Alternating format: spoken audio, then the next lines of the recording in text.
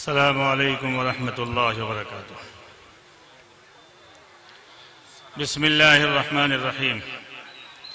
अल्हम्दुलिल्लाहि रब्बिल आलमीन वस्सलातु वस्सलामु अला सय्यिदिल मुरसलीन व अला आलिहि व सहबिहि अजमईन, अम्मा बाद। अऊज़ु बिल्लाहि मिनश शैतानिर रजीम। बिस्मिल्लाहिर रहमानिर रहीम। वअम्मा मन तग़ा वआसरल हयातद दुनिया फ़इन्नल जहीम हियल मअवा वअम्मा मन ख़ाफ़ मक़ाम रब्बिही वनहन नफ्स अनिल हवा फ़इन्नल जन्नत हियल मअवा। मेरे भाइयों बुजुर्गों, सबसे पहले गुजारिश है, जो लोग खड़े हैं वो लोग बैठ जाएं। इधर जगह है, माशाल्लाह काफ़ी जगह है। जो सामने हमारे नौजवान खड़े हैं वो इधर आकर के बैठ जाएं। ये मुबारक महफिल है, आप अदब एहतराम का ख्याल रखें, यहाँ तशरीफ रखें। बहुत सारी जगह हैं, खड़े होने से कोई फ़ायदा नहीं है। जाहिर सी बात है कि ये 10-15 मिनट का प्रोग्राम नहीं है, बल्कि काफ़ी लंबा प्रोग्राम चलेगा, इसलिए आप हजरात इधर तशरीफ रखें। माशाल्लाह यहाँ के लोगों में मानने का जज्बा है और बात फ़ौरन मान लेते हैं। अभी ऐलान हुआ और फ़ौरन बात मान गए, और जो लोग खड़े हैं मैं समझता हूँ कि वो भी बात मान ही लेंगे इंशाअल्लाह ताला।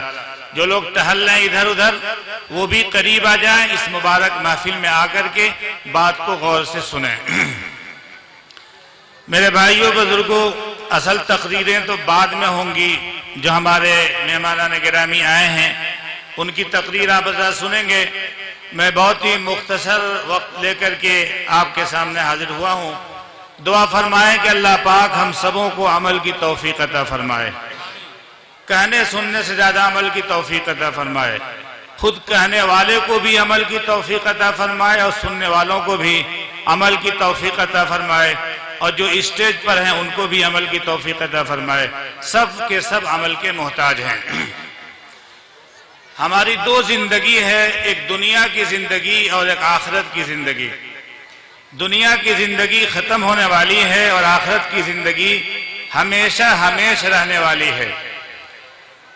बच्चा पैदा होता है, जवान होता है, बूढ़ा होता है, दुनिया से चला जाता है। बाज दफा बुढ़ापे को नहीं देखता, जवानी में चला जाता है। बाज दफा जवानी को भी नहीं देखता, बचपने में चला जाता है। बाज दफा माँ की गोद में होता है, दुनिया से चला जाता है। अभी पैदा होता है, दुनिया से चला जाता है।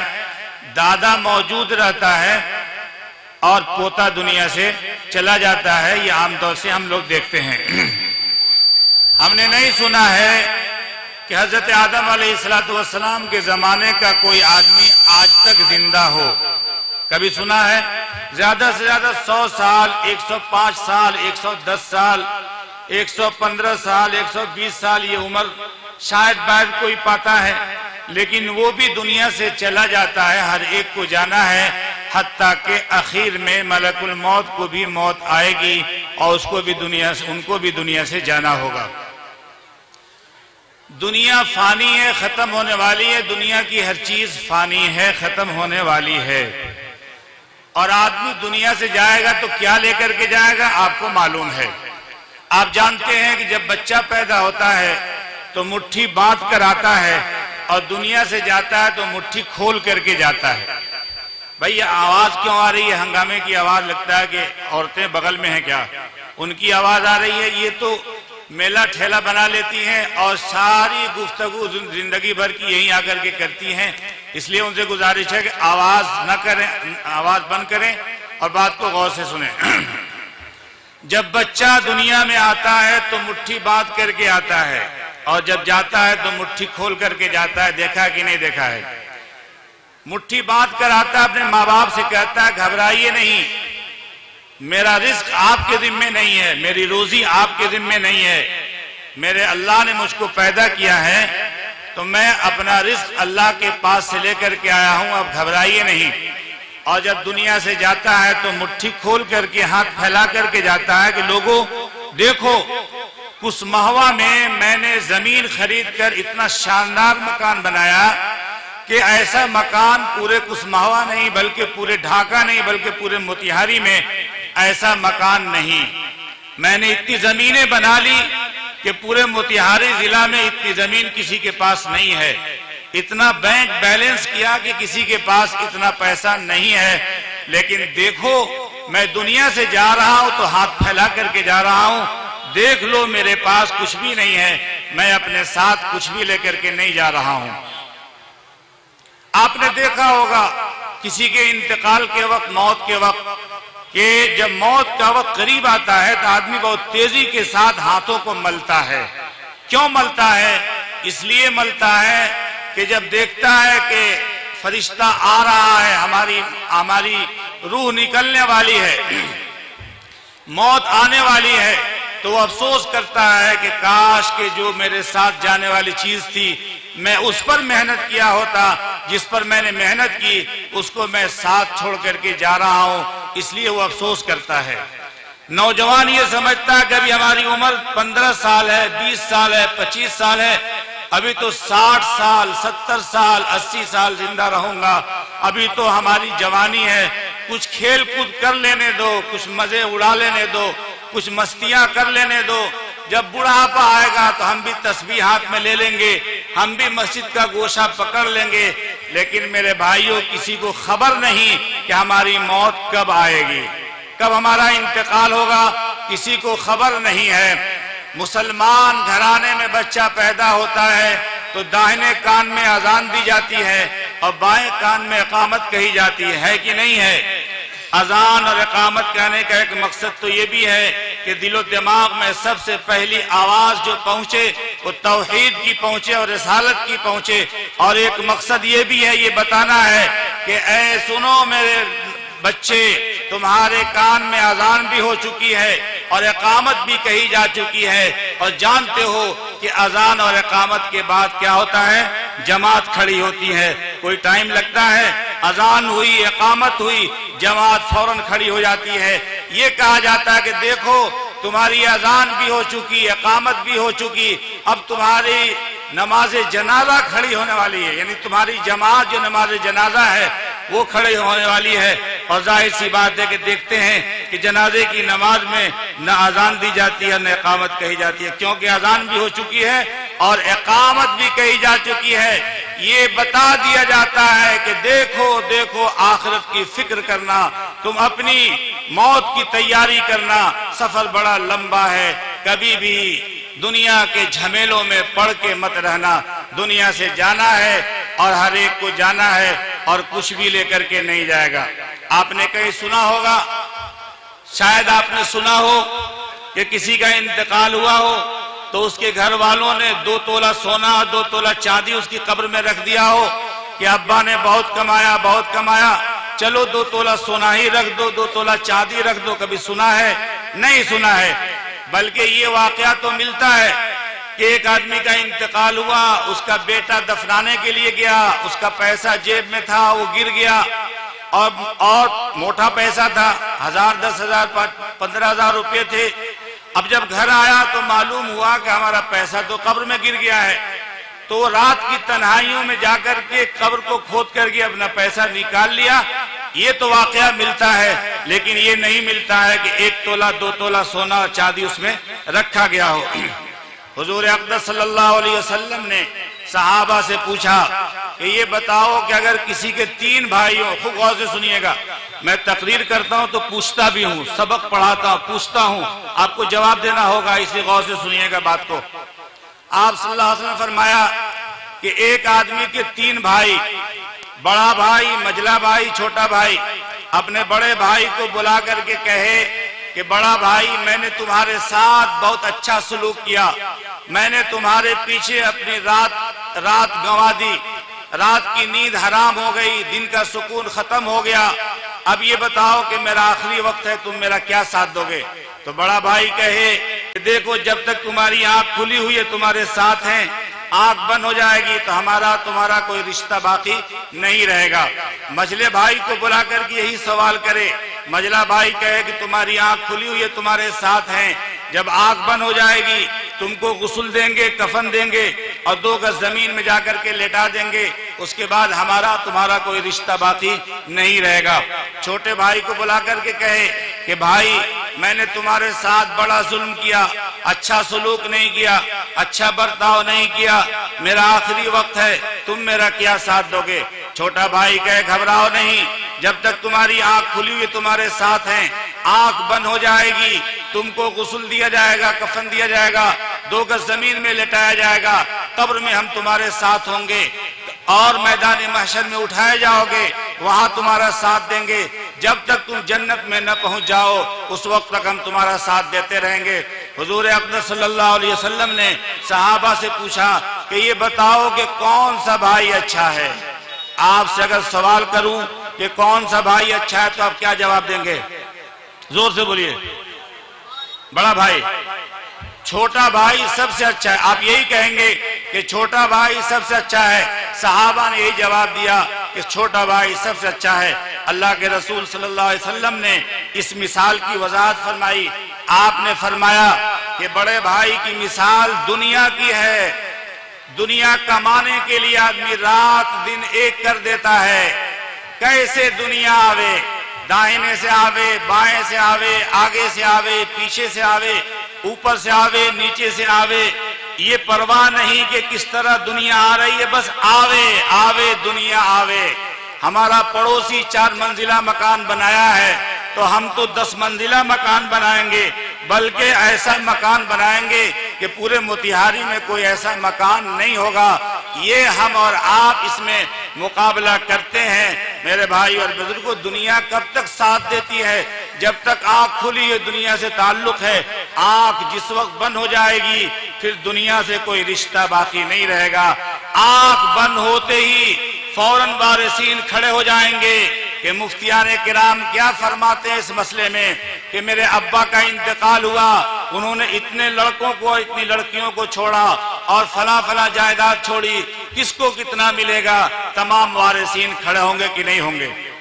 आप एक मसला समझिए, यहाँ पर मसला खूब अच्छी तरह समझ लीजिए। आम तौर से गलती होती है, पूरे मुआशरे में ये गलती होती है, इसलिए इस मसले को याद रखिएगा। बाप के इंतकाल के बाद पूरी जायदाद पर बड़ा भाई कब्जा कर लेता है और अपना मनमानी इस्तेमाल करता है। उसके बाद बाप के इंतकाल के बाद अगर कहीं कुरान खानी लोग कराते हैं, जबकि ये एक रस्म है, एक रिवाज है, ये कुरान खानी दुरुस्त नहीं है, ये एक रस्म बना रखा है, लेकिन अगर कुरान खानी कराते हैं तो बाप की जायदाद से, बाप के पैसे से, बाप की मालियत से जो बाप ने छोड़ा था, जिसमें तमाम भाइयों और बहनों का और दूसरे रिश्तेदारों का हक मुताल्लिक हो गया, अकेले तने तन्हा बड़ा लड़का उसको इस्तेमाल करता है और लोगों के खाने पर, उनके पीने पर खर्च करता है। शरअन उसके लिए जायज नहीं है कि अकेले अपनी राय से, अपनी ख्वाहिश से जहां चाहे खर्च करे, बल्कि उसकी जिम्मेदारी है कि तमाम वारिसीन से जो बालिग हों उनसे इजाजत ले ले और इजाजत लेने के बाद फिर जाकर के खर्च करे। ये खर्च करना उसके लिए अकेले जायज नहीं होगा। तो दुनिया का ताल्लुक कब से है? कब तक है? जब तक आंख खुली हुई है। और मजले भाई की मिसाल बीवी और बच्चों की है। बीवी और बच्चों के लिए आदमी क्या नहीं करता, रात दिन एक कर देता है, हलाल हराम की तमीज नहीं करता। ये हराम तरीके से आए या जायज तरीके से आए, नाजायज तरीके से आए, कोई इसकी फिक्र नहीं करता है, बल्कि आवे आवे। कब तक ताल्लुक है? औलाद से। जब तक आंख खुली हुई ताल्लुक है, आंख बंद हो जाएगी, गुस्ल देंगे, कफन देंगे, 2 गज जमीन में जाकर के लेटा देंगे, उसके बाद कोई रिश्ता बाकी नहीं रहेगा। और छोटे भाई की मिसाल नेक अमल की है। नेक काम आदमी नहीं करता। जमात वाले पीछे पड़े हुए हैं, नमाज पढ़ो, नमाज पढ़ो, नमाज पढ़ो, लेकिन नमाज की तौफीक नहीं होती। रमजान का महीना आता है, रोजे की तौफीक नहीं होती, कुरान की तिलावत नहीं कर पाते। लेकिन जो कुछ भी नेक काम करते हैं, यही नेक काम साथ देगा, कब्र में भी साथ देगा और मैदान महशर में भी साथ देगा। मेरी बात समझ आ रही है? आप लोग इधर उधर देख रहे हैं, आप लोग इधर उधर देखिएगा तो मेरी बात खत्म हो जाएगी। आप लोग गौर से मेरी बात सुनिए और मेरी तरफ देखिए। लोग आएंगे जाएंगे, कोई फर्क नहीं पड़ेगा। मोटरसाइकिल भड़बड़ा है, कार आए, कुछ भी आवे, आप लोगों को कहीं भी तवज्जो नहीं करनी है। मेरी बात की तरफ तवज्जो कीजिए। और मेरी बात नहीं है, बल्कि अल्लाह और अल्लाह के रसूल की बात है। मेरे भाइयों, एक वक्त आएगा, बहुत तफसीली मौजू है, तफसील में नहीं जाना है। एक वक्त आएगा कि तमाम के तमाम लोग उठाए जाएंगे अपनी कब्रों से, जो जला करके राख कर दिए गए, फेंक दिए गए, उड़ा दिए गए, उनको भी उठाया जाएगा। क़यामत का दिन होगा, मैदान महशर में सब लोग जमा होंगे। वहां पर अल्लाह की तरफ से मुनादी आवाज लगाएगा, लिमनिल मुल्कुल यौम, बताओ आज हुकूमत किसकी है। लिमनिल मुल्कुल यौम, बताओ आज हुकूमत किसकी है। ये ऐलान होगा। दुनिया में हिंदुस्तान के बादशाह फला और पाकिस्तान के फला, सऊदिया के फला, फला के फला, फला के फला, लेकिन आज बताओ हुकूमत किसकी है। लिमनिल मुल्कुल यौम, सबकी जुबान पर होगा। रिक्शा चलाने वाले की भी जुबान पर, हल चलाने वाले की भी जुबान पर, ठेला खींचने वाले की भी जुबान पर, डॉक्टर साहब की भी जुबान पर, इंजीनियर साहब की भी जुबान पर, मुफ्ती साहब की भी जुबान पर, काजी साहब की भी जुबान पर, प्राइम मिनिस्टर की भी जुबान पर, सदर जमहूरिया की भी जुबान पर एक ही होगा, लिल्लाहिल वाहिदिल क़हार। किसकी हुकूमत आज है बताओ, ऐलान होगा, बताओ किसकी हुकूमत है। लिल्लाहिल वाहिदिल क़हार, एक अल्लाह की हुकूमत आज है जो बहुत ही जबरदस्त और गलबे वाला है। वहां पर अल्लाह की अदालत लगी होगी। अल्लाह की एक अदालत तो वो होगी जिस अदालत में हुकूक दिलाए जाएंगे, जिस अदालत में हुकूक दिलाए जाएंगे। अगर किसी का पैसा दबा लिया, 5,000 10,000 रुपये ले लिए, वो मांगने आ रहा है, हम नहीं दे रहे हैं, उसको दौड़ा रहे हैं, उसकी जूती घिस गई, उसकी चप्पल टूट गई, लेकिन हमने उसका पैसा नहीं दिया। क़यामत के मैदान में वो 10,000 20,000 और 1 लाख रुपए जो दबा लिया था और नहीं जो वापस किया था, क़यामत के दिन उसको वापस कराया जाएगा। कैसे वापस कराया जाएगा? वहां पर पैसे नहीं होंगे, 2 पैसे के बदले में 700 मकबूल नमाजें दे दी जाएंगी। किसी अपनी बहन का हिस्सा दबा लिया, नहीं दिया, वहां उसको वापस किया जाएगा। किसी ने सूद लिया, नाजायज हराम लिया, किसी को 10,000 रुपया दिया और सूद बढ़ाते बढ़ाते बढ़ाते उससे 20,000 और 30,000 लिया, वहां पर क़यामत के दिन वो हिसाब देना पड़ेगा और उसको वापस करना पड़ेगा। एक अदालत होगी जिसमें और का फैसला होगा। फैसले के बाद जन्नत में जाने वाले जन्नत में जाएंगे और जहन्नम में जाने वाले जहन्नम में जाएंगे। कुछ लोगों का फैसला जन्नत का होगा, कुछ लोगों का फैसला जहन्नम का होगा। अल्लाह हम सबों की हिफाजत फरमाए जहन्नम की आग से, और अल्लाह ताला हम सबों को जन्नत में दाखिल फरमाए। मेरे भाइयों, गौर से सुनिए, हम सब आमीन तो कहिए। इसमें भी आपको परेशानी हो रही है, आमीन कहिए। इतनी अच्छी दुआ हो रही है और आप आमीन नहीं कह रहे हैं। जब इस तरह की दुआ दी जाए तो आमीन कहिए। जहन्नम में जाएंगे, जहन्नम की गहराई का अंदाजा हम और आप नहीं लगा सकते हैं। इतनी गहरी है जहन्नम जिसका अंदाजा हम और आप नहीं लगा सकते हैं। जहन्नम में कम से कम जो अजाब होगा, जो सजा होगी, वो ये होगी कि जहन्नमी के पैर में आग की चप्पल पहना दी जाएगी और उस आग की चप्पल की वजह से उसकी खोपड़ी इस तरह खौलती हुई नजर आएगी जिस तरह कढ़ाई में पानी या तेल रख करके नीचे से आग लगा देते हैं और कढ़ाई में वो तेल या पानी खौलता है, इस तरह जहन्नमी की खोपड़ी खौलती हुई नजर आएगी और उसकी आंख, उसकी अतड़ी इस तरह नाचेगी जिस तरह कुम्हार यानी कुहार वो चक्के को एक मर्तबा जोर से नशा करके छोड़ देता है और वो चक्का नाचता रहता है, इस तरह उसकी अतड़ी नाचती हुई नजर आएगी। और जब जहन्नमियों को भूख लगेगी तो जहन्नमियों के जिस्म से निकला हुआ खून और पीप खाने के लिए दिया जाएगा। अच्छा नहीं लगेगा, फरिश्ते ऊपर से मारेंगे और कहेंगे खाओ, यही तुम्हारी खुराक है। युस्का बिम्माइन सदीद यतजर्रउहु वला यकादु युसीगु वयातीहिल मौत मिन कुल्ली मकान। जहन्नमियों के जिस्म से निकला हुआ खून और पीप खाने के लिए दिया जाएगा और वहां पर मौत नहीं आएगी बल्कि मौत को ज़बह कर दिया जाएगा।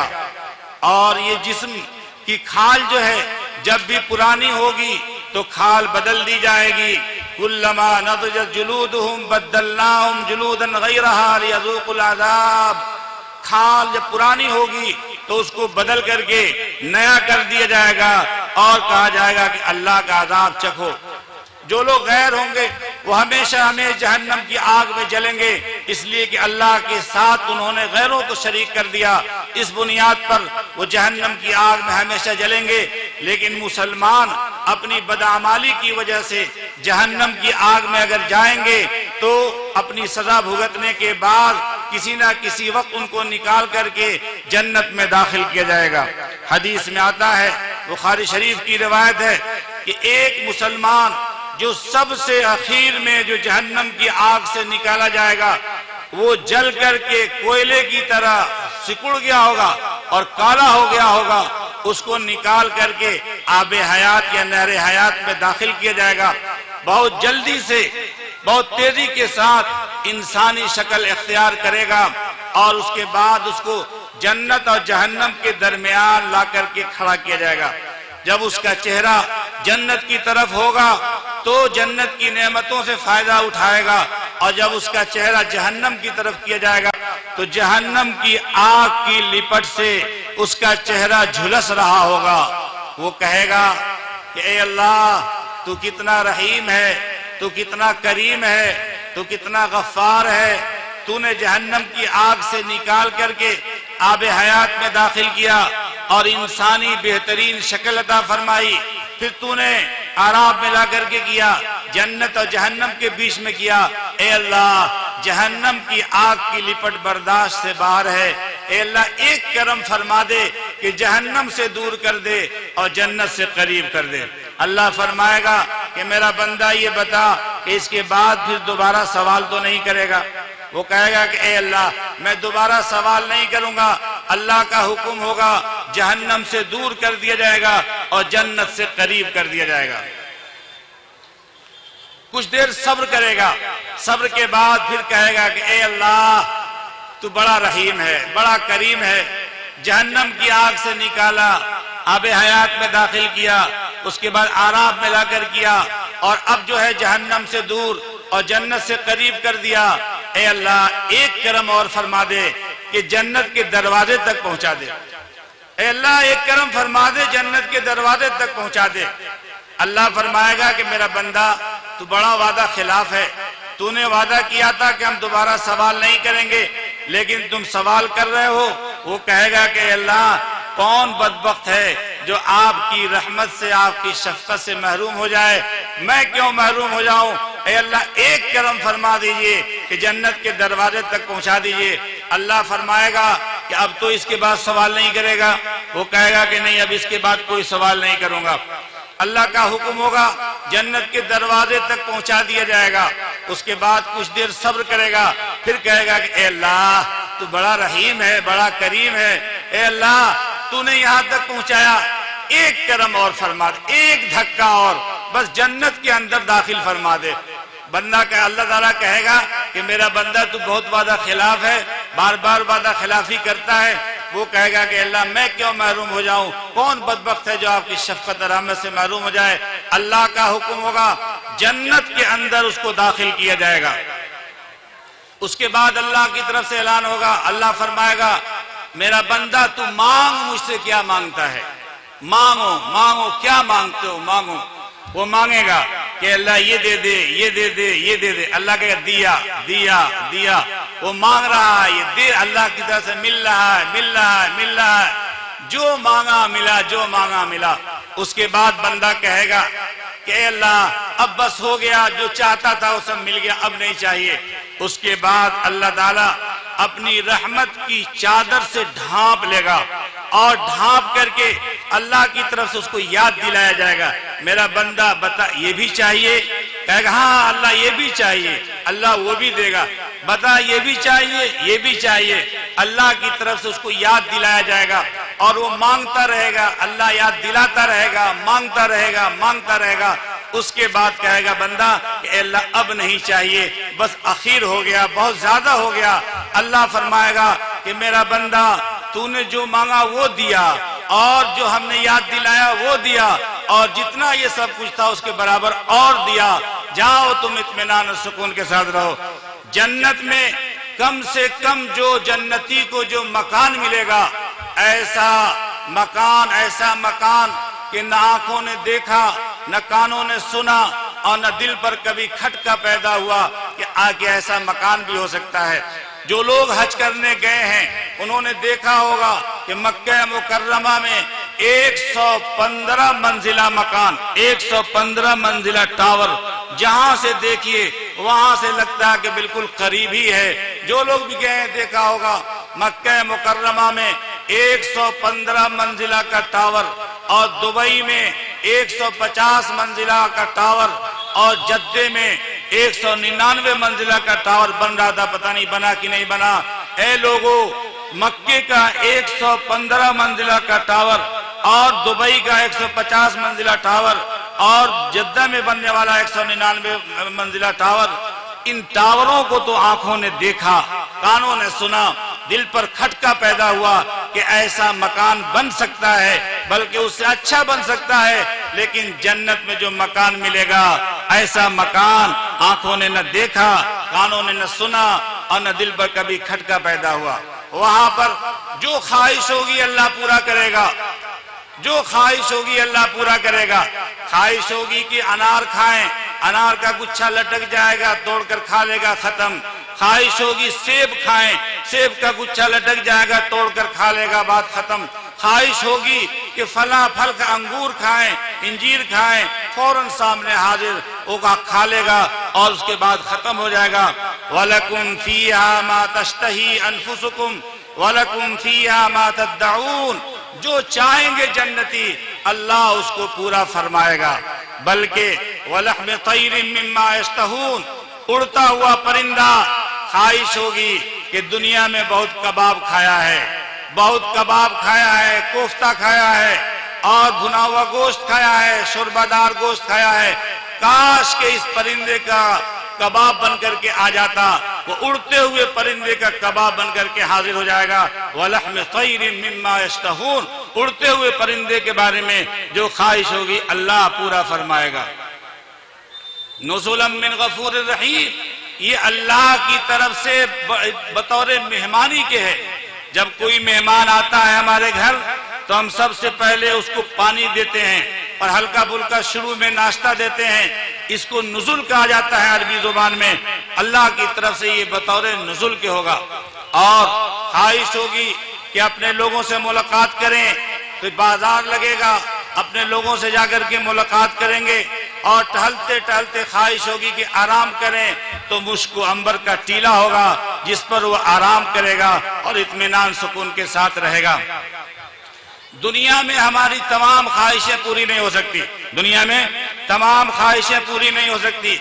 आदमी चाहता है कि हमेशा जवान रहें, कभी बुढ़ापा तारी न हो, ये आदमी चाहता है। लेकिन इस दुनिया के अंदर कोई जरूरी नहीं है कि ख्वाहिश पूरी हो जाए, बल्कि अगर वक्त हो गया हो तो अल्लाह उठा लेगा, लेकिन अगर वक्त बाकी होगा तो हमेशा जवान नहीं रह सकता। लेकिन जन्नत में आदमी जाएगा तो जवान बन करके जाएगा।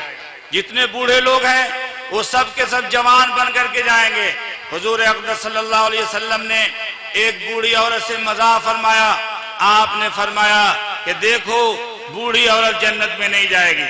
वो रोने लगी, कहने लगी अल्लाह के रसूल सल्लल्लाहु अलैहि वसल्लम, ये हमारा क्या कसूर है कि हम मैं जन्नत में न जाऊं?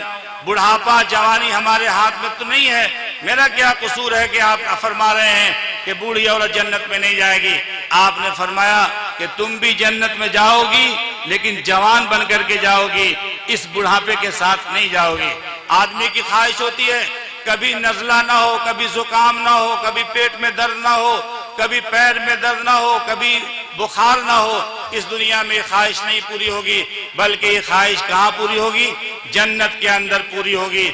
मेरे भाई और बुजुर्गों, मैं तफसील में नहीं जाना चाहता, बस जन्नत और जहन्नम का हल्का सा नक्शा आपके सामने पेश किया है, ताकि हमको भी मालूम हो जाए कि जन्नत में क्या होगा और जहन्नम में क्या होगा।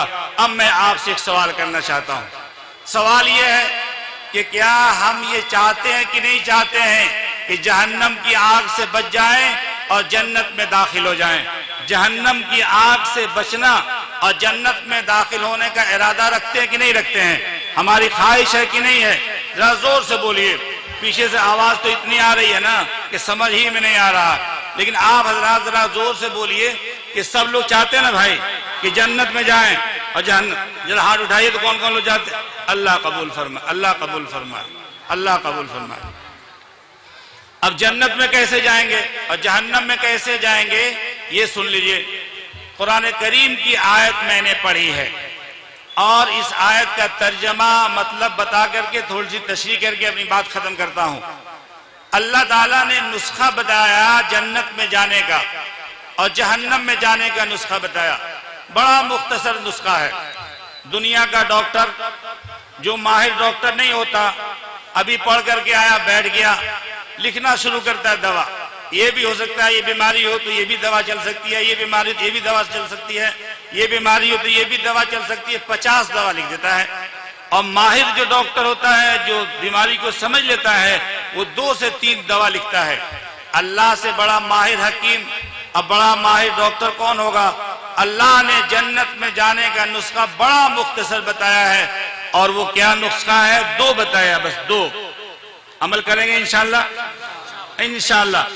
2 नुस्खा बताया है, ज्यादा लंबा चौड़ा नहीं है। दोनों नुस्खे को लिख लें और ये फैसला करें कि इंशाअल्लाह सारी जिंदगी इन नुस्खों पर अमल करके हम जन्नत में चले जाएंगे इंशाअल्लाह ताला। पहला नुस्खा क्या है? पहला नुस्खा मैंने कुरान की आयत पढ़ी, व अम्मा मन खाफ मकाम रब्बिही व नहन नफ्स अनिल हवा।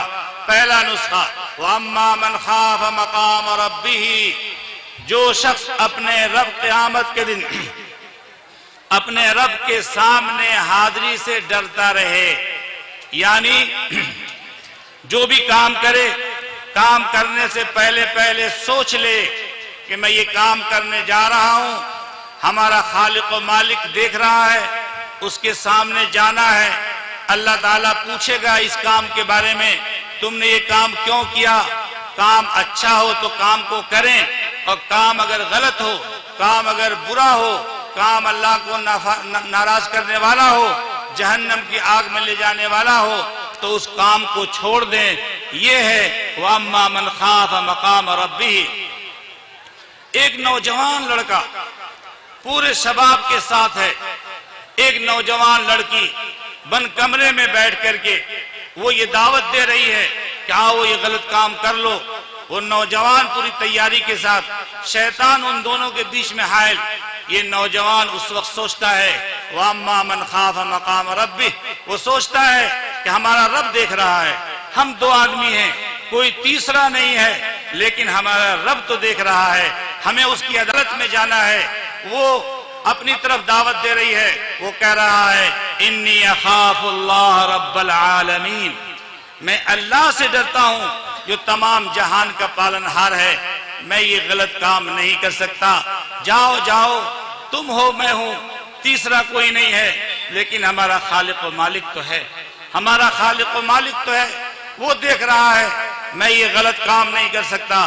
एक कमजोर आदमी हमारे सामने आता है, उसकी कोई गलती नहीं, चलते हुए हमने उसको ठोकर मारा, वो बेचारा गिर गया। चूंकि वो कमजोर है, इसलिए हमने सोचा कि इसको और मारें, क्यों हमसे लड़ा?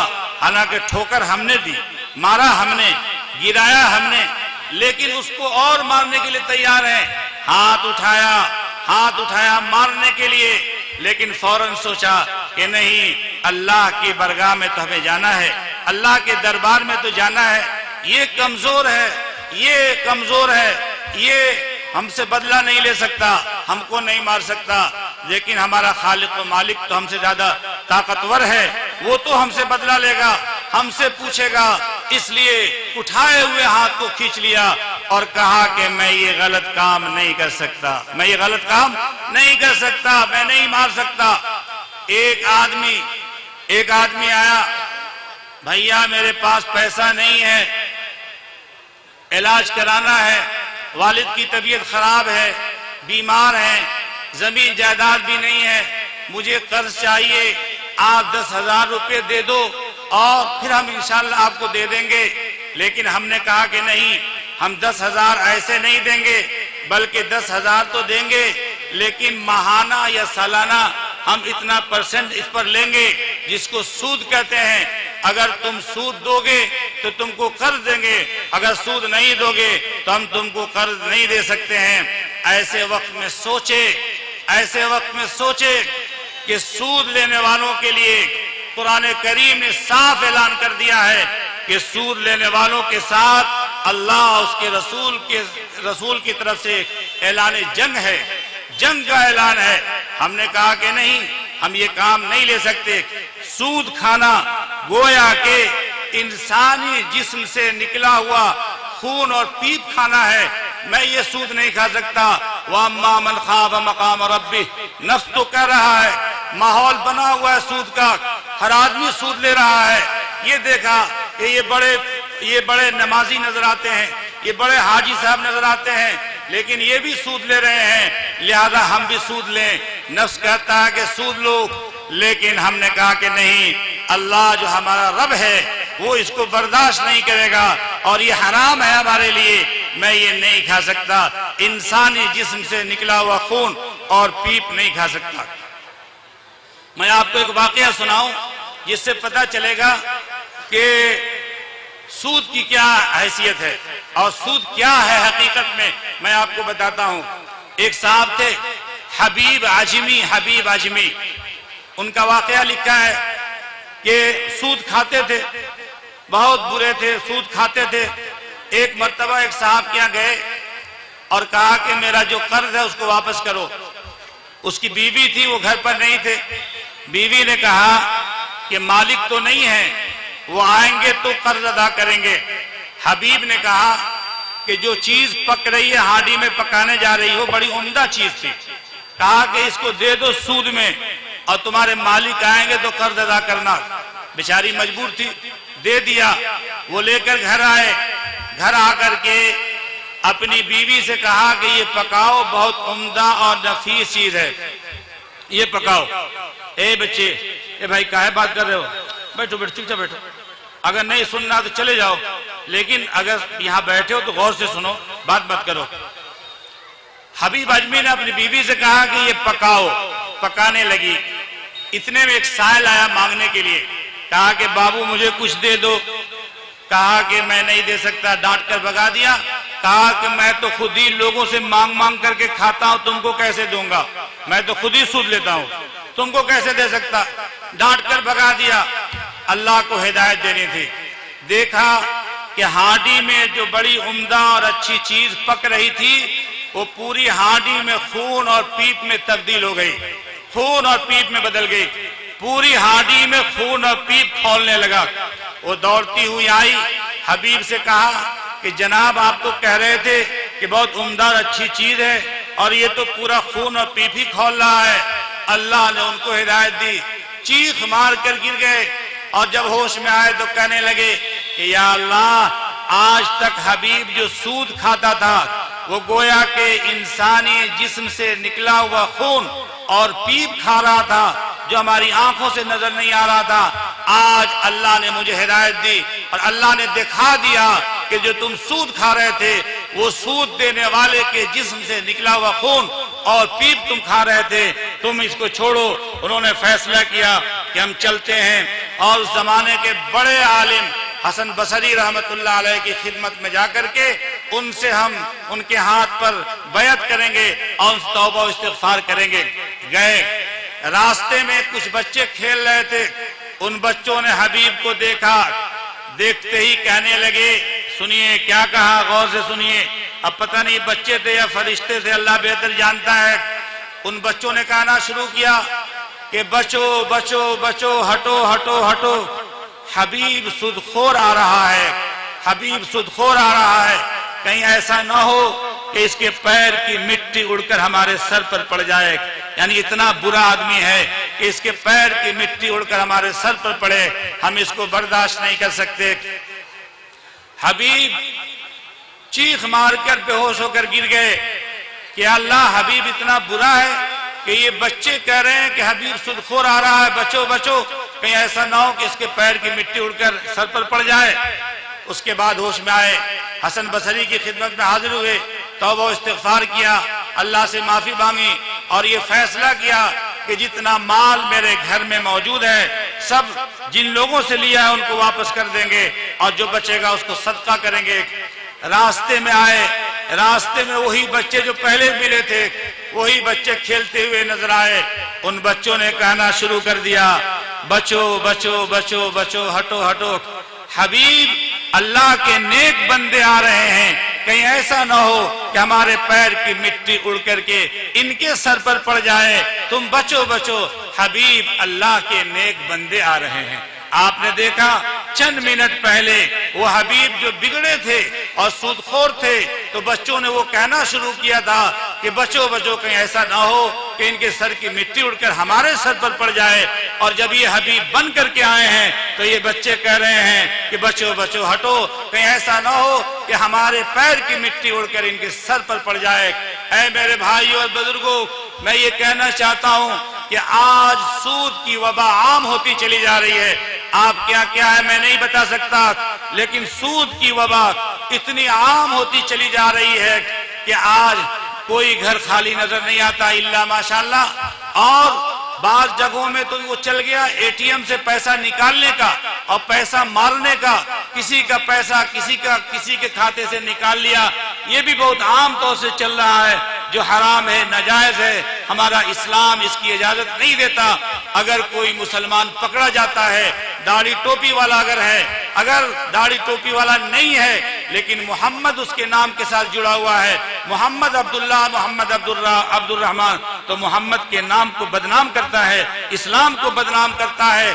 ऐ लोगों, आज फैसला करना है कि अगर कोई नाजायज पैसा हमारे घरों में आया है तो हम उसको वापस करेंगे और आज के बाद से एक पैसा भी नाजायज हराम हमारे घर के अंदर नहीं आएगा।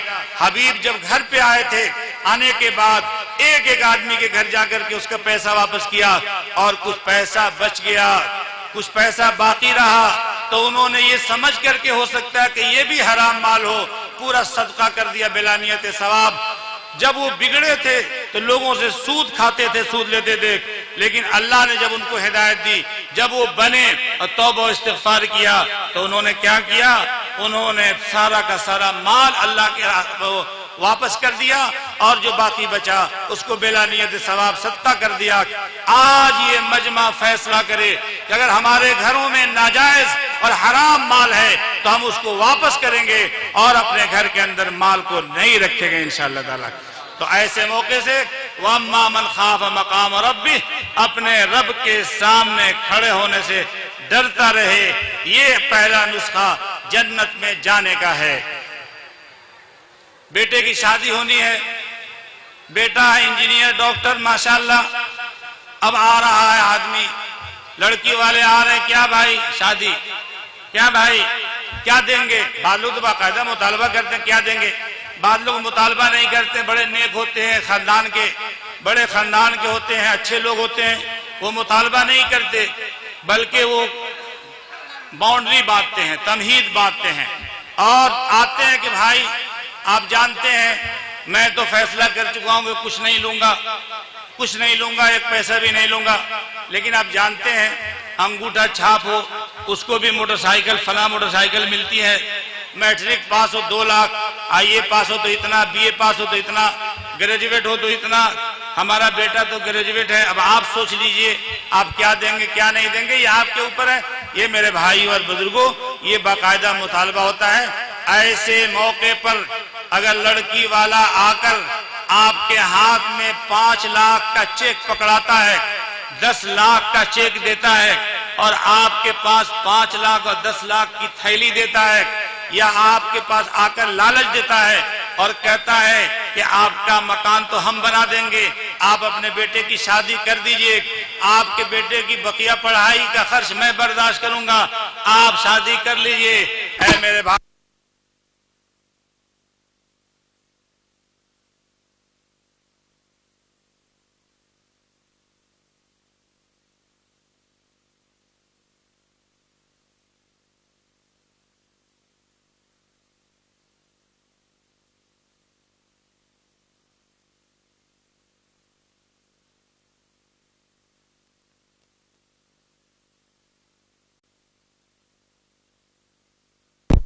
हम समझ गए। इसीलिए गड़बड़ाया है कि मौलवी साहब तो बोलेंगे तो खतरनाक बोलेंगे, इसलिए गड़बड़ा दो ताकि सुन में न करें। हैं? नहीं ना, मैं खाली छोड़ देता हूं। आप काहे के लिए नाराज होइएगा? नहीं, बस इतनी बात कह देता हूं कि 10 लाख की थैली लड़की वाला पेश कर रहा है कि जनाब आली आप कबूल फरमा लीजिए, आप ही के लिए तो है, आप कबूल फरमा लीजिए। उस वक्त मेरे भाइयों और बुजुर्गों साफ कह दो कि नहीं, मैं नहीं ले सकता, तुम्हारी थैली पर लात मारता हूं। इसलिए कि हमने उलमा की तकरीरें सुनी हैं, उलमा ने बयान किया है कि तिलक और जहेज का लेना हराम है, जिस तरह सूद का लेना हराम, रिश्वत का लेना हराम, शराब का पीना हराम, ताड़ी का पीना हराम, जुआ का खेलना हराम, गलत काम करना हराम, इस तरीके से तिलक और जहेज का लेना भी हराम है। हम नहीं ले सकते हैं। अगर ऐसे मौके से लात मार दिया उस 10 लाख की थैली को, तो मेरे भाइयों और बुजुर्गों जन्नत के लिए हमने नुस्खा तैयार कर लिया और जन्नत वाले नुस्खे पर हम अमल कर लिया। आज पूरा मजमा फैसला करे कि हम अपनी औलाद की शादी करेंगे, सुन्नत के मुताबिक करेंगे, एक पैसा भी नहीं लेंगे और कोई देगा तब भी नहीं लेंगे। हमारे नौजवान तैयार हो जाओ, फैसला करो कि हम अपनी शादी करेंगे सुन्नत के मुताबिक, मस्जिद के अंदर निकाह होगा, एक पैसा भी नहीं लेंगे। जब हम कबूल करके लड़की को अपने घर लाएंगे तो लड़की के लिए रहने का मकान हम देंगे, बिस्तरा हम देंगे, खाने पकाने का बर्तन हम देंगे, सोफा सेट हम इंतजाम करेंगे, पलंग का इंतजाम हम करेंगे। लड़की अपने घर से माँ बाप के यहाँ से ये सब सामान लेकर के नहीं आएगी, बल्कि इंतजाम हम करेंगे।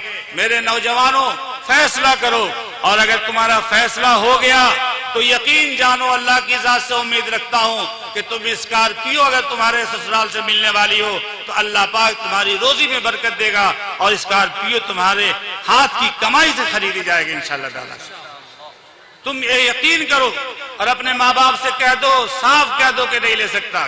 तुम फैसला करो कि हवाई जहाज पर उड़ेंगे, अपने बाजू की कमाई से हम स्कॉर्पियो खरीदेंगे, अपने बाजू की कमाई से हम मोटरसाइकिल पर चलेंगे, अपने बाजू की कमाई से हम साइकिल पर चलेंगे, अपने बाजू की कमाई से हम घड़ी पहनेंगे, अपने बाजू की कमाई से हम मोबाइल खरीदेंगे, अपने बाजू की कमाई से। लेकिन सास ससुर की दौलत पर ललचाई हुई निगाह नहीं डालेंगे। साफ कह देना, वअम्मा मन खाफा मकाम रब्बी। हमने तो सुना था उलमा से कि अपने रब से डरो, क़यामत के दिन अल्लाह की अदालत में हाजिरी देनी है, वहां पर डरो। और इस बुनियाद पर हम ये नहीं ले सकते। और आपको मैं बताऊं कि अगर अल्लाह से डरना सीख जाएं तो अल्लाह हमारे तमाम मसाइल को आसान कर दे, हमारे मसाइल को हल फरमा दे, हमारी मुश्किलात को दूर फरमा दे। अगर हम अल्लाह से डरना सीख लें, अल्लाह से डरना सीख लें। और मैं नहीं कहता, कुरान कहता है वमन यत्तक़िल्लाह यजअल लहू मखरजा वयरज़ुक़हु मिन हैथु ला यहतसिब। जो अल्लाह से डरता है तो अल्लाह पाक उसकी मुश्किलात में रास्ते निकाल देते हैं और ऐसी जगह से रिज़्क़ अता फरमाते हैं तो उसको एहसास तक नहीं कि ये रिज़्क़ कहाँ से आया है। इस पर एक वाकया मुझे याद आता है जो बहुत ही मोतबर किताब में मैंने ये वाकया पढ़ा है। कहाँ तक सही है अल्लाह बेहतर जानता है, लेकिन मैंने ये वाकया किताब में पढ़ा है। कुरान हदीस में ये वाकया नहीं, जाहिर सी बात है कि बात का वाकया तो कुरान हदीस में कहाँ से मिलेगा। एक शहजादे की शादी थी, बारात गई, दुल्हन को वापस लेकर के आ रहे थे। भाई मेरी बात समझ में आ रही है कि नहीं आ रही है? दुल्हन को वापस लेकर के आ रहे थे, रास्ते में जबरदस्त आंधी आई, तूफान आया, इतनी जबरदस्त आंधी कि कोई किसी को पूछने वाला नहीं कौन कहां गया। सब लोग भागे, दुल्हन को भी नहीं पूछा कि दुल्हन कहां गई। दुल्हा का इंतकाल उस आंधी में हो गया। दुल्हन ने देखा कि मैं तने तनहा हूं, अकेली हूं, कहां जाऊं। देखा कि बगल से एक झोपड़ी है, उस झोपड़ी से एक रोशनी आ रही है। सोचा कि लगता है कि इसमें है। वो अंदर गई, देखा, खूब गौर से सुनना मेरे नौजवानों खासतौर से, देखा कि एक नौजवान चिराग जला करके किताब का मुताला कर रहा है। अब करे क्या? अगर अंदर जाती है तो इज्जत खतरे में है, अगर बाहर रहती है तो जान खतरे में है। अपनी जान को बचाने के लिए इज्जत को दांव पर लगा दिया और उस झोपड़ी में एक तरफ वो बैठ गई और एक तरफ ये नौजवान चिराग जलाया हुआ किताब का मुताला कर रहा है। देखा रात भर उसको नींद नहीं आई, रात भर नींद नहीं आई। देखा कि ये नौजवान अपनी उंगली को चिराग में दाखिल करता है और जब उंगली जलने लगती है तो खींचता है। फिर दोबारा दूसरी उंगली को देखा कि दाखिल किया और जब उंगली जलने लगी तो खींच लिया। तीसरी उंगली को, चौथी उंगली को, पांचवी और छठी उंगली को, इस तरह अपनी उंगलियों को जलाता रहा और वो चिराग की रोशनी में मुताला करता रहा। उसका मुताला आगे बढ़ता रहा। जब सुबह हुई तो उस लड़की ने, सुन रहे मेरी बात है? मेरी बात, आंख मेरी तरफ, निगाह मेरी तरफ। लड़की ने पूछा सुबह कि मौलवी साहब ये बताइए कि ये रात भर आप क्या करते रहे कि उंगलियां जलाते रहे? उन्होंने जो जवाब दिया वो सुनिए। जवाब दिया, कहा कि देखो जिस वक्त तुम इस झोपड़ी में आई थी उसी वक्त तुम्हारे साथ साथ शैतान मेरे पास आया और शैतान ने कहा कि मौलवी साहब नेमतें गैर मुतरक्कबा है, ऐसा मौका नहीं मिलेगा। ये हसीन और जमील खूबसूरत लड़की एक दुल्हन बनाव सिंगार के साथ थी। कहा कि ऐसा मौका नहीं मिलेगा, तुम अपनी जरूरत पूरी कर लो।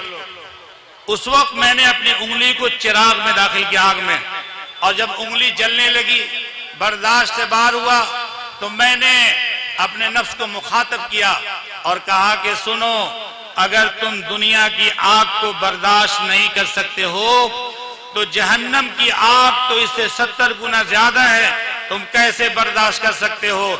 इसलिए अगर तुम जहन्नम की आग से बचना चाहते हो तो तुम अपने आप पर कंट्रोल रखो और इस गलत काम की तरफ न जाओ।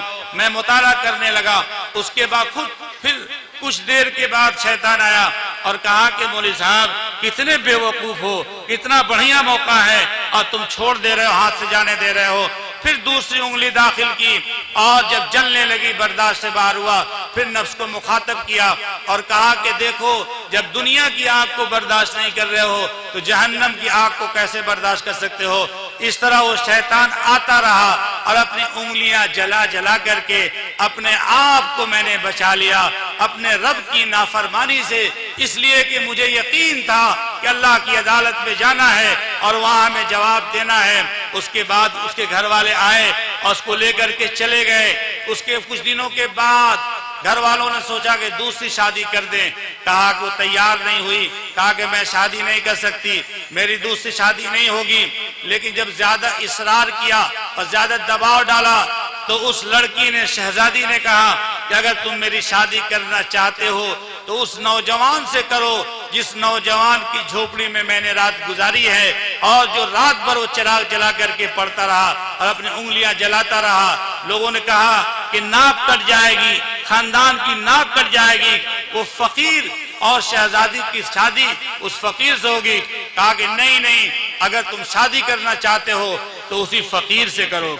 चुनांचे लोग गए, जाकर के पैगाम दिया। उसने कहा कि नहीं, मैं शादी नहीं कर सकता, इसलिए कि मैं फकीर हूं, मेरे पास झोपड़ी है, कुछ भी नहीं है, शहजादी को कैसे रख सकता। कहा गया कि नहीं, शादी करनी है। शादी हुई। शादी के बाद क्या था, शीश महल तैयार हो गया और खजाने की चाबी उसके पास आ गई। खजाना, बादशाह का खजाना उसके कदमों के नीचे आ गया। कभी सोच भी नहीं सकता था कि शहजादी से मेरी शादी होगी, सोच भी नहीं सकता था कि शीश महल मुझे मिलेगा, सोच भी नहीं सकता था कि बादशाह का खजाना मेरे कदमों के नीचे आएगा। वमन यत्तक़िल्लाह यजअल लहू मखरजा व यरज़ुक़हु मिन हैसु ला यहतसिब। जो तक़वा इख्तियार करता है, जो अल्लाह से डरता है, अल्लाह पाक उसके मसाइल हल फरमा देते हैं, उसके मुश्किलात को दूर फरमा देते हैं और ऐसी जगह से रिज़्क़ अता फरमाते हैं कि उसको एहसास तक भी नहीं होता। तक़वे का एक मफ़हूम तो यही है कि अल्लाह का खौफ, अल्लाह का डर। वक्त हो गया मेरा? नहीं, बेशक का मतलब होता है कि छोड़ दिया तो बेशक की क्या जरूरत है? कोई शायर मुशायरत हो जाए। दुआ कीजिएगा अल्लाह अमल की तौफीक अता फरमाए। एक तो तक़वे का मफ़हूम यही कि अल्लाह का खौफ, अल्लाह का डर, और दूसरा मफहूम इससे ज्यादा आम है। हजरत उमर फारूक ने हजरत उबई इब्न काब से पूछा, उबई ये बताओ तकवा किसे कहते हैं? उबई इब्न काब ने पूछा, अमीरुल मोमिनीन क्या आप ऐसे रास्ते से गुजरे हैं कि रास्ता बिल्कुल तंग हो और दोनों तरफ कांटे हों? अमीरुल मोमिनीन ने फरमाया कि हाँ, ऐसे रास्ते से गुजरने का इत्तेफाक हुआ। उबई इब्न काब ने पूछा कि अमीरुल मोमिनीन जिस वक्त आप गुजर रहे थे आपने क्या किया? अमीरुल मोमिनीन ने फरमाया कि मैंने आस्तीन चढ़ा ली, दामन को समेट लिया ताकि मेरी आस्तीन और दामन में कांटा न चुभे। उबई इब्न काब ने कहा कि अमीरुल मोमिनीन तक़वे का मफहूम यही है कि कदम कदम पर अल्लाह की नाफरमानी, कदम कदम पर मासियत, कदम कदम पर गुनाह का काम, कदम कदम पर अल्लाह के कानून को तोड़ा जा रहा हो, कदम कदम पर नबी की सुन्नत पामाल हो रही हो, उस वक्त अपने आप को गुनाहों से बचा ले। ये है तक़वा, ये है तक़वा। कब कहा? 1400 साल पहले कहा। आज 1400 साल के बाद अब तो बुराइयां और आम हो गई है। अपने आप को गुनाहों से बचाना बड़ा मुश्किल है। अगर हम सर उठाते हैं तो हमारी निगाह टकराती है, ईमान खतरे में पड़ता है, और सर झुकाते हैं तो हमारी जान जाती है, हमारी जान खतरे में है। अपने ईमान को बचाना बहुत मुश्किल है।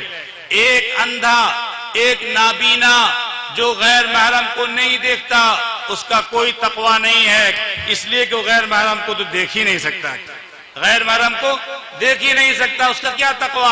असल तकवा तो यह है कि हमारे पास आंखें मौजूद हैं, हम बाजार में गए, वहां बेपर्दगी आम है और हुस्न जमाल आम है।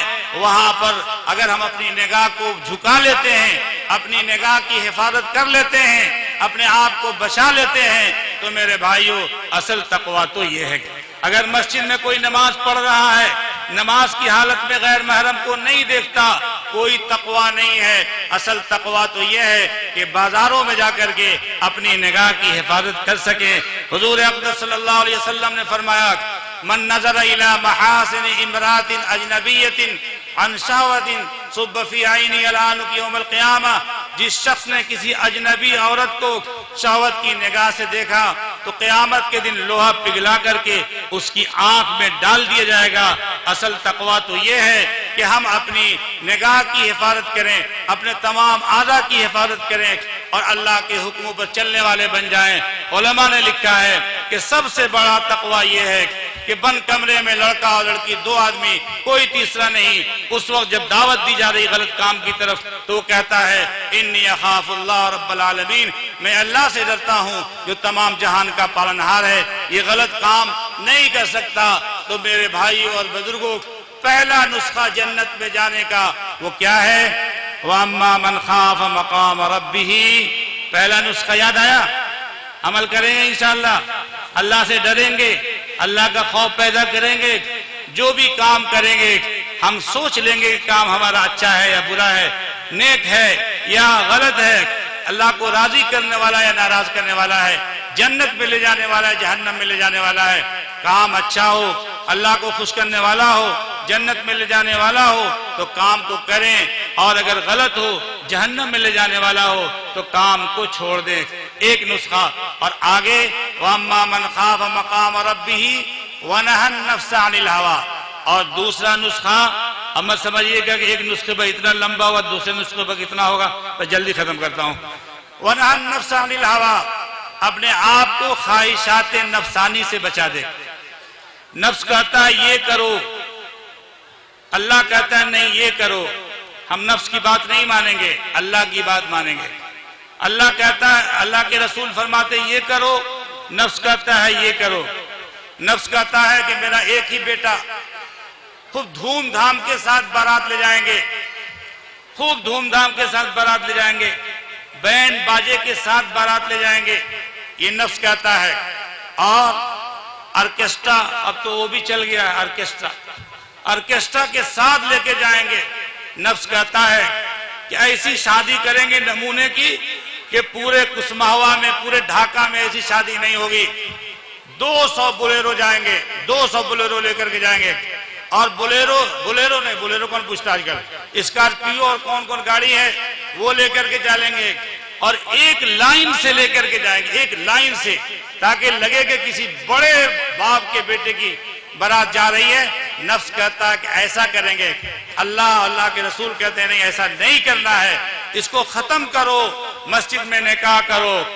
ए मेरे भाइयों, हजरत अली से बढ़कर कोई लड़का नहीं हो सकता, उनके पैर के धूल के बराबर भी नहीं हो सकता, और हजरत फातिमा से बढ़कर कोई लड़की नहीं हो सकती, उनके पैर के धूल के बराबर भी नहीं हो सकती। हजरत अली और फातिमा का निकाह कहाँ हुआ था? मस्जिद नबवी में हुआ था। उनके बराती कौन लोग थे? मस्जिद नबवी के नमाजी थे। लेकिन हमारे और आपके बराती कौन होते हैं? डांस करने वाले, नाचने वाले, शराब पीने वाले, जुआ खेलने वाले, ये बाराती होते हैं। ऐ लोगों, अल्लाह का हुक्म ये है कि नहीं, बारात छोड़ो, खत्म करो, नहीं जाओ, नहीं जाएंगे। हमारे भाई की शादी होगी, उसमें भी बारात अगर जाएगी तो नहीं जाएंगे। बेटा नहीं मानेगा, बारात ले जाएगा, नहीं जाएंगे। दोस्त बारात ले जाएगा, नहीं जाएंगे। इसलिए कि अल्लाह के रसूल सल्लल्लाहु अलैहि वसल्लम के फरमान के मुताबिक बाराती चोर बन के जाते हैं और डाकू बन करके आते हैं। इसलिए कि अल्लाह के रसूल सल्लल्लाहु अलैहि वसल्लम फरमाया कि अगर बगैर दावत के कोई पहुंचा तो चोर बन के दाखिल हुआ और डाकू बन करके निकला। लड़की वालों ने कोई दावतनामा नहीं भेजा था कि आप तशरीफ लाएं, बगैर दावत के गए, चोर बन के गए और डाकू बन करके निकले। हम अल्लाह के रसूल और अल्लाह के हुक्म पर चलेंगे, अपनी ख्वाहिशात को कुचल देंगे, खत्म कर देंगे। ये जन्नत में जाने का दूसरा नुस्खा, पहला अल्लाह का खौफ, अल्लाह का डर, और दूसरा अपने आप को ख्वाहिशात नफसानी से बचाना, अल्लाह के हुक्म पर चलना। ये असल है। इंशाअल्लाह हम सब के सब अमल करेंगे। अल्लाह से दुआ है कि ए अल्लाह, हम सबों को सच्चा और पक्का मुसलमान बना, नमाजी बना, दीन का दाई और दीन का सिपाही बना, और ए अल्लाह अपने नबी की सुन्नत को जिंदा करने वाला बना। और अल्लाह इस पूरी आबादी पर रहमत की बारिश नाजिल फरमा। और यहाँ जो मदरसा चल रहा है, अल्लाह इस मदरसे को तरक्कियात से नवाज दे और तमाम काम करने वालों में इखलास नसीब फरमा दे और इल्मी बेदारी अता फरमा दे। और अल्लाह तमाम हमारे गार्जियनों के दिलों में इल्म की दौलत, इल्म का शौक पैदा फरमा दे, और हमारे बच्चों के दिलों में शौक पैदा फरमा दे, ताकि गार्जियन भी अपने औलाद को भेजें और औलाद भी मदरसे में और जहाँ भी दीनी दरसगाहें हैं वहाँ जाकर के तालीम हासिल करें। वाखिर दावाना अनिल हम्दुलिल्लाहि रब्बिल आलमीन।